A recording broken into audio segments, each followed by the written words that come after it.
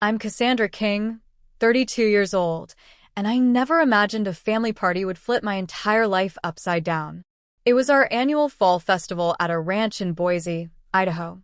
One of those big, glossy gatherings where everyone shows up to eat, laugh, and pretend we're picture perfect.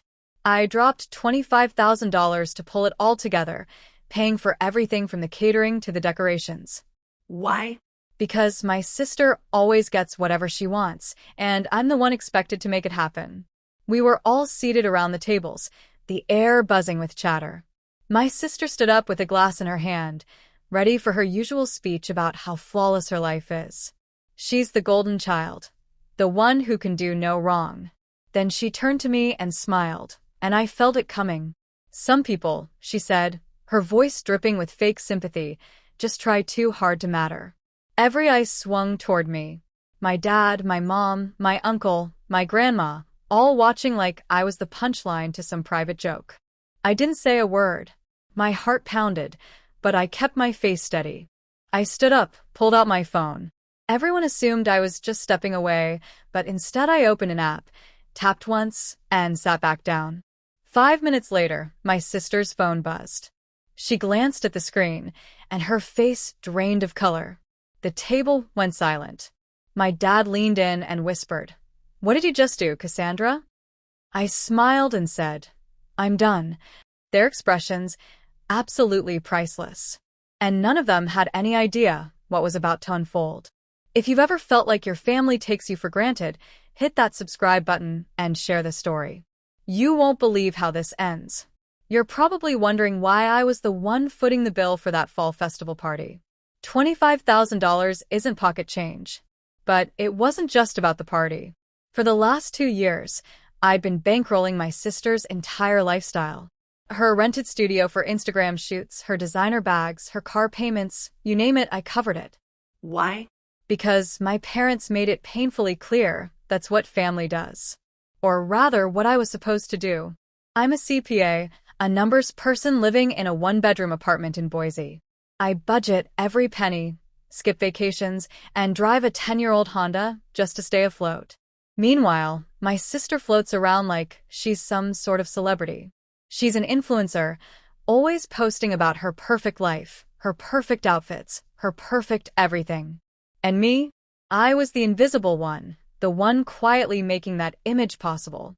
Every month, I get calls from my dad or mom, their voices heavy with guilt-soaked pressure. "Your sister's building her brand," they'd say. "She needs your help. Don't let her down." I'd grit my teeth, send the money, and watch my savings drain. It started small, just a few hundred here and there for content creation. But then it spiraled. By last year, I was paying her rent, her credit card bills, even her gym membership. Altogether, I'd poured over $50,000 into her life. My parents never once asked if I was okay, if I was stressed, struggling, or in need of a break. They just kept pushing, insisting she was on the verge of success, and that I was the stable one who could handle everything. Stable. That's what they called me. I called it being used. At the party, it wasn't only about the money. It was the way everyone treated my sister like the star while I was just the family bank account. My uncle, a retired Marine who always spoke bluntly, was sharing some old war story with the cousins. My grandma, the quiet observer, watched everything with those sharp eyes. My aunt, my dad's sister, who always knew more than she let on, sipped her drink and kept to the sidelines. Meanwhile, my sister held center stage, her husband nodding like her personal cheerleader. She stood up with her phone, snapping selfies for her followers. "Just hit 20,000 likes on my last post," she bragged, loud enough for everyone to hear. That's what hard work looks like. Hard work. I wanted to laugh. Her hard work was posing in front of a camera while I paid for the lighting. Her husband, a car salesman who barely made his quotas, chimed in, "She's killing it out there." Killing it, sure, on my dime. I sat there, my plate untouched, feeling like a ghost at my own family's event. Nobody asked about my job, my life, my goals. Everything revolved around her. Always. The worst part? My parents encouraged it. After every family gathering, they'd call me, reminding me how important it was to protect my sister's image. "She's got potential," my dad insisted, his tone firm, like I was failing the family by questioning anything. My mom took a softer approach, but she was just as relentless. "You're so good with money, Cassandra," she'd say sweetly. "You can afford it." Afford it? I was barely scraping by, skipping my own bills just to pay hers. But they didn't care. To them, I was the reliable one, the quiet one, the one who never said no. I tried talking to my sister about it once, maybe a year ago. I called her and gently asked if she could start covering some of her own expenses, maybe pick up a part-time job. She laughed. Actually laughed. "Cassandra, I'm building something big," she said. "You wouldn't understand. Just keep doing what you do best." What I do best. Apparently, that meant being her personal ATM. Her husband backed her up, insisting I should feel proud to support her brand. I hung up, feeling smaller than ever. Looking back, I don't know why I kept going along with it. Maybe I thought that's what family was supposed to mean, sacrificing for each other. Maybe I was scared of disappointing my parents. Or maybe I just didn't want to be the bad guy. But sitting at that party, watching her parade around with her fake perfect life, something inside me finally started to crack. I'd spent years being the one holding everything together, while she soaked up the applause. And for what? To be mocked in front of everyone I cared about. The air at the fall festival party felt like it had been sucked out of the room the moment I canceled that $10,000 payment. My sister's face, usually so smug, froze in shock, her phone gripped tight after that notification from the ranch's event planner. Everyone else, cousins, aunts, uncles, even the kids, fell silent, their eyes darting between us. I could feel the weight of their stares, but I wasn't backing down. Not this time. I stood up straighter, my voice steady. "I'm done paying for this party," I said loud enough for everyone to hear. "If you wanted to go on, figure out yourselves." My sister's jaw dropped, and for once she didn't have a snappy comeback ready. Her husband, always eager to play her loyal cheerleader, jumped in first. "Cassandra, you can't just do that," he snapped, his voice sharp with panic. "This is a family event. You're making us all look bad." Look bad. I almost laughed. They'd been more than happy to let me fund the whole thing, but the moment I stopped, suddenly I was the problem. My dad leaned forward, his face tight with disapproval. "Cassandra, this isn't the time or place," he said, his tone low but firm, like he was scolding a child. "You're ruining the day for everyone." My mom chimed in, her voice softer but no less cutting. "We raised you to be better than this. Think about your sister. Think about her." That's all I had been doing for years. And where had it gotten me? Nowhere. Just a shrinking bank account and a family that didn't even see me. My sister finally found her voice, her words thick with desperation. "Cassandra, you can't just pull the plug like this," she said, stepping closer, her eyes wide. "Do you know how much this party means to me? To all of us? You're embarrassing me in front of everyone." Embarrassing her. After everything I'd done, she still made it about her image. I shook my head, my hands clenched at my sides. "Jill, maybe you should have thought about that before you decided I don't matter," I said, my voice calm but cold. Her face flushed, and I could tell she wasn't used to me pushing back. Her husband stepped in again, pointing a finger at me. "You're being selfish, Cassandra," he said. "You know how hard Jill works on her brand. You can't just sabotage her like this." Sabotage. The word hit me like a slap. I'd been the one keeping her so-called brand alive, and now I was the villain. I opened my mouth to respond, but before I could, Uncle Edward's voice cut through the tension like a knife. "Enough," he said, standing up, his retired Marine posture commanding the room. "Cassandra's right. She's been carrying this family for too long, and all you do is take. Maybe it's time you all figured out how to stand on your own 2 feet. His words hung in the air, heavy and undeniable. A few cousins shifted uncomfortably, avoiding eye contact. My sister glared at him, but she didn't dare argue with Uncle Edward. He wasn't someone you challenged. Grandma, who'd been silent the whole time, finally spoke. "It's about time someone said it," she said, her voice quiet but sharp, like she'd been waiting for this moment. Her eyes met mine, and for the first time that night, I felt seen, not as the bank, not as the reliable one, but as me.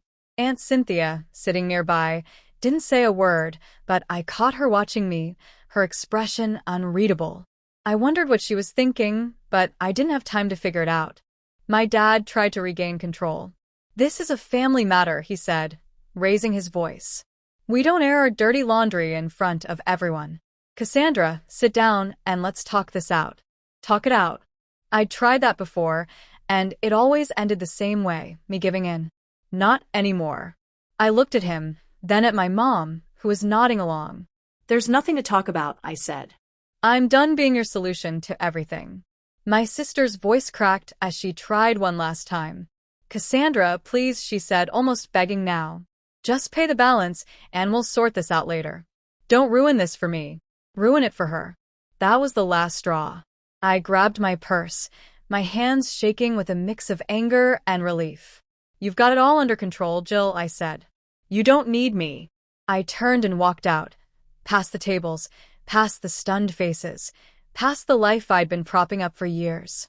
As I headed for my car, I heard my sister calling after me, her voice fading into the background. I didn't look back. The party was their problem now. And for the first time in a long time, I felt like I was finally standing up for myself. But what I didn't know was that this was just the beginning. Something bigger was coming.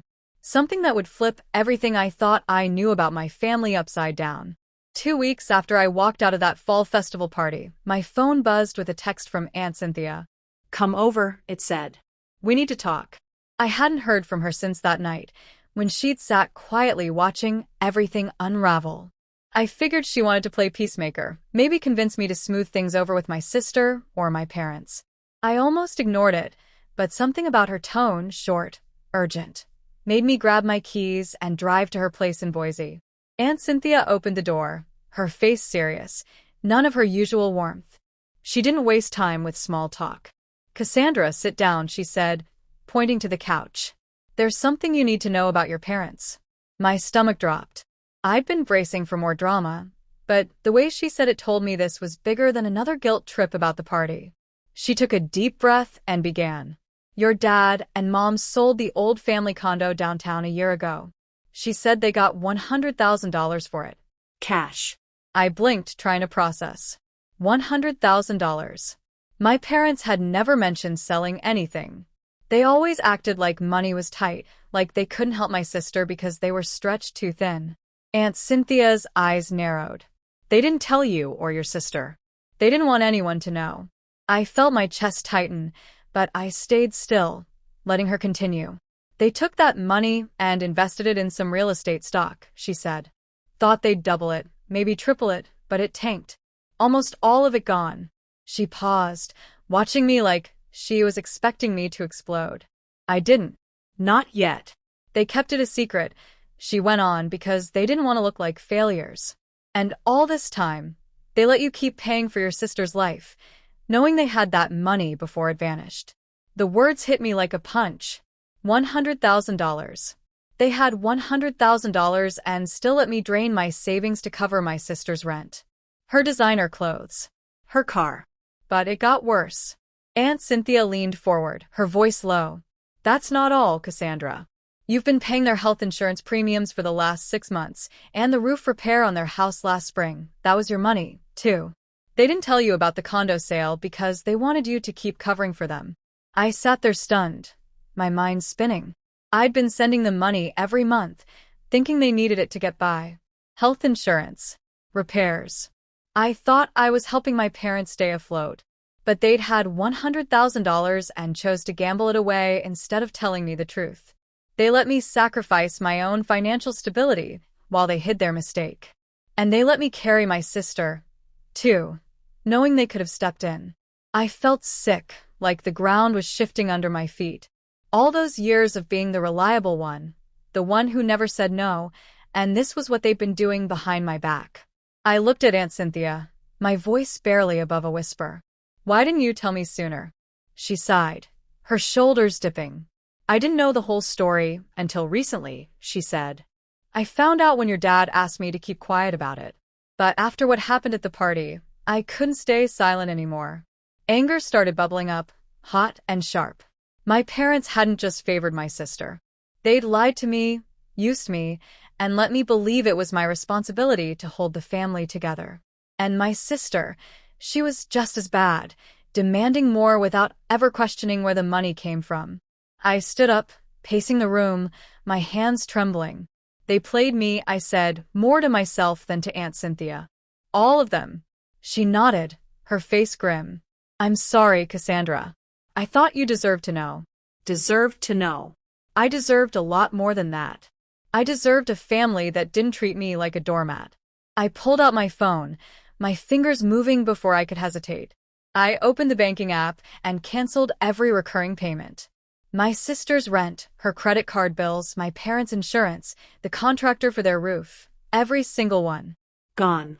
Then I sent a group text to my sister, my dad, and my mom. I'm done paying for any of you. You're on your own. My phone lit up almost instantly. A text from my sister, Cassandra. What's wrong with you? You can't do this. Fix it now. I stared at the words, her desperation practically pulsing through the screen. Fix it. She still thought she could snap her fingers and I'd fall in line. I didn't reply. I powered off my phone and looked at Aunt Cynthia. I'm done, I said. And for the first time, I meant it. Not just the party. Not just the money. I was done with all of them. Aunt Cynthia didn't try to stop me or talk me out of it. She just nodded like she understood. You're stronger than they give you credit for, she said. I didn't feel strong. I felt betrayed. Raw. Like someone had ripped open a wound I didn't even realize I had. But I also felt something else, something fierce and steady. A spark of resolve. I'd spent years trying to keep my family happy, but they'd been playing me the whole time. No more. As I drove home, my mind kept circling back to that $100,000. My parents could have helped my sister. They could have eased the strain on me. Instead, they chose to hide it, letting me carry the weight while they chased a bad bet. And my sister? She was complicit, happily taking without ever asking a single question. I wasn't just angry. I was finished being their safety net. And what happened next would show them exactly what that meant. A month after I sent that text telling my sister and my parents they were on their own, the fallout started hitting hard. I'd cut off every payment, my sister's rent, her credit card bills, my parents' health insurance, their house repairs. For the first time, I wasn't rescuing anyone, and watching them face the consequences felt like taking a deep breath after years of suffocating. My sister and her husband were slapped with the unpaid $10,000 bill from the ranch for the fall festival party. They thought they could charm their way out of it, but the event planner wasn't playing. When they couldn't pay, she threatened to sue. A cousin told me they began selling off their fancy things, my sister's designer handbags, his golf clubs, even the custom furniture in their downtown Boise apartment. By the end of the month, they'd moved out of their sleek, Instagram-worthy place and into a cramped one-bedroom on the outskirts of town. Not exactly the kind of address my sister would ever flaunt online. She didn't take it quietly, though. She landed a job at a downtown coffee shop, steaming milk and ringing up orders for minimum wage. But even that couldn't humble her. She'd show up in her last pair of designer sunglasses, acting like she was still living the high life. Her Instagram became a masterclass in denial, filtered photos of her coffee breaks, captioned with nonsense about new beginnings and hustle vibes. She was still chasing likes, still pretending she was somebody, even as her world crumbled. I scrolled through her posts one night, not out of pity, but curiosity. It was almost sad, but I couldn't feel sorry for her. She'd made her choices, and now she was living with them. Her husband didn't handle things any better. As a car salesman, he'd relied on my sister's shiny image to cover his own insecurity. Without my money propping them up, his charm started wearing thin. Uncle Edward told me they were fighting constantly, money problems, late nights at the bar, the usual unraveling. By week 6, he'd moved out, crashing with a buddy while my sister stayed behind alone. They weren't officially divorced, but everyone saw the cracks. He stopped joining family calls, and she stopped mentioning him online. It was the kind of quiet split nobody talks about, but everyone notices. My parents weren't faring much better. Without that $100,000 windfall they'd squandered, and without me covering their insurance or home repairs, they were scrambling. My dad sold his pickup truck, the same one he'd bragged about for years, to cover bills. My mom started clipping coupons, something I hadn't seen her do since I was little. They'd call me sometimes, leaving voicemails I didn't return. "Cassandra, let's put this behind us," my dad said in one. His voice strained. The party was a misunderstanding. We're family. My mom's messages were softer, almost pleading. "We didn't mean to upset you, honey. Can we talk? I didn't reply. I'd heard enough excuses to last a lifetime, and I wasn't buying any of them anymore. I wasn't gloating, but I won't lie, it felt good to watch them face reality. For years, I'd been the one making sacrifices, stretching my budget to keep them comfortable while they treated me like an afterthought. Now they were finally learning what it meant to stand on their own. My sister, who'd never worked a real day in her life, was now pouring coffee for strangers. Her husband was sleeping on a couch. My parents were selling off their pride piece by piece just to stay afloat. It wasn't revenge. It was just consequences. I kept my distance, focusing on my own life for once. I put money back into my savings, something I hadn't been able to do in years. I even booked a weekend trip to Seattle simply because I could. It wasn't extravagant, but it felt like freedom. Uncle Edward called me one evening, his voice gruff but warm. "You did the right thing, kid," he said. They needed a wake-up call. I smiled, grateful for his support. But I didn't need validation. I already knew I was right. My sister wasn't done trying, though. She sent me text after text, each one more desperate than the last. "Cassandra, I can't believe you're doing this to me," one read. "I'm working now, okay? "Can you just help with the rent one more time?" Another text came a day later. "You're tearing this family apart. Tearing it apart." That was rich coming from her. I didn't respond. I'd said everything I needed to in that one message. You're on your own. She wasn't my responsibility anymore. My parents tried a different approach. My dad sent a long message about how they were struggling and how I was turning my back on family. My mom's texts were full of guilt, saying how stressed they were, how they didn't know how to make ends meet. I read them, but I didn't feel that old, familiar tug to fix everything. They'd made their choices, just like my sister had. If they wanted to keep living in denial, that was on them. The more I thought about it, the clearer everything became. They'd leaned on me for so long they'd forgotten how to stand on their own. 3 months after I cut off all financial support, my parents showed up at my apartment in Boise unannounced. I opened the door to find my dad and mom standing there looking smaller somehow, like the weight of their choices had finally settled on their shoulders. I hadn't spoken to them since the fallout, hadn't answered their texts or calls. I stepped aside to let them in, not because I wanted to, but because I knew this conversation was inevitable. I just didn't expect it to feel so final. My dad sat on the couch, his hands clasped tightly, eyes avoiding mine. My mom perched next to him, her face pinched with worry. "Cassandra," she began, her voice soft, like she was trying to soothe a child. "We're sorry for how things turned out. We never meant for you to feel hurt." I stood across from them, arms crossed, waiting for the catch. There was always a catch with them. My dad cleared his throat. "We just wanted to keep the peace," he said. "You know how your sister is. She's always needed a little extra help. We thought you understood." Understood. The word lit a spark of anger in my chest. They thought I understood being used, being lied to, being the convenient one who always had to give. "You mean you wanted me to keep paying for her life?"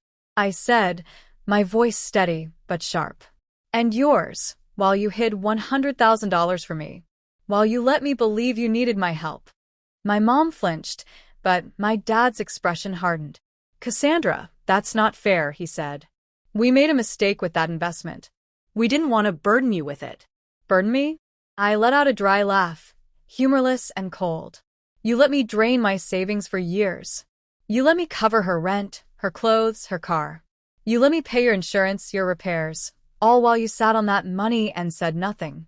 That's not a mistake, Dad. That's selfish."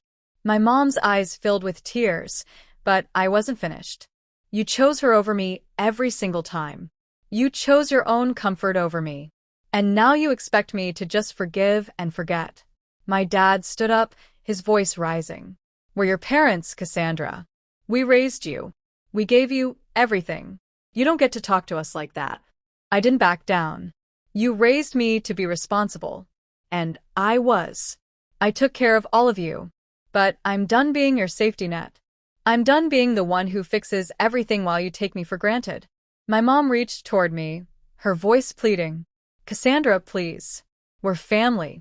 We can work this out. I shook my head. No, Mom. I'm done. I'm not your bank anymore, and I'm not your daughter if that's all I am to you.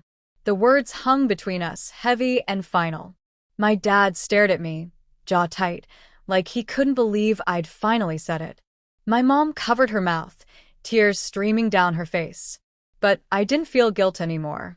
I felt free, like I'd finally let go of a weight I didn't realize I'd been carrying for years. You need to leave, I said, my voice calm but firm. They didn't argue. They walked out, and I closed the door behind them, knowing I might never open it for them again. Later that night, my phone buzzed with a text from my sister. I almost deleted it without reading, but curiosity got the better of me. Cassandra, it read, I know I messed up. I shouldn't have taken you for granted, but you don't understand the pressure I'm under. Everyone expects me to be perfect online. I needed your help to keep it together. Can we talk? Even in her apology, she couldn't stop making excuses, blaming her brand, her followers, her image. It was the same old story. Everything revolved around her. I stared at the message, my fingers hovering over the keyboard. For a moment, I considered ignoring it, letting her sit with the consequences. But I wanted her to hear it, wanted her to know exactly where I stood. I typed back, It's not my job to carry you, Jill. It never was.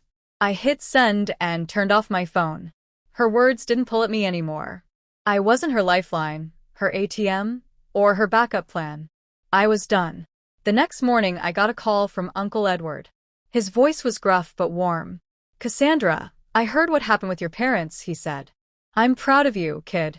You stood your ground. Not many people would have had the guts to do that. I smiled, a real smile, one I hadn't felt in months. Thanks, Uncle Edward, I said. I just couldn't do it anymore. He chuckled. Good. You're better than they deserve. His words stayed with me, a reminder that not everyone in my family saw me as a means to an end. Grandma had been right at the party. Someone needed to say it. Aunt Cynthia had been right to tell me the truth. And Uncle Edward was right to be proud. I'd spent years trying to hold my family together. But now I was choosing myself. It wasn't easy, but it was necessary. And as I hung up the phone, I knew the hardest part was still ahead, figuring out what came next on my own terms.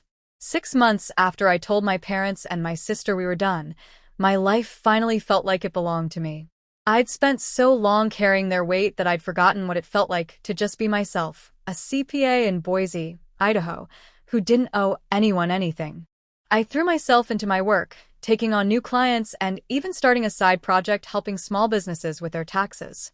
For the first time in years, I was saving money for my own future, not fueling someone else's dreams.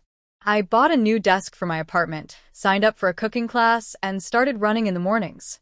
It wasn't glamorous, but it was mine, and that was enough. My sister was still working at that coffee shop downtown.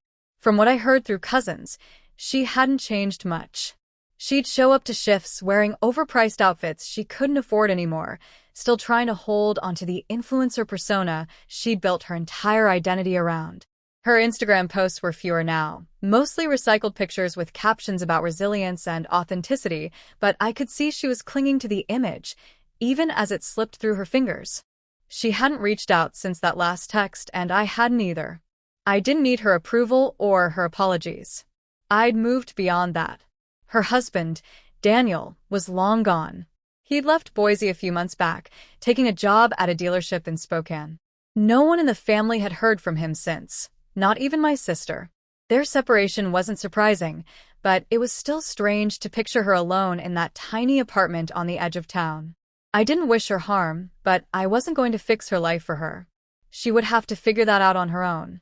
My parents were struggling too. Without my support, they'd been forced to tighten their belts. My dad picked up part-time work driving for a delivery service, and my mom started selling homemade crafts online.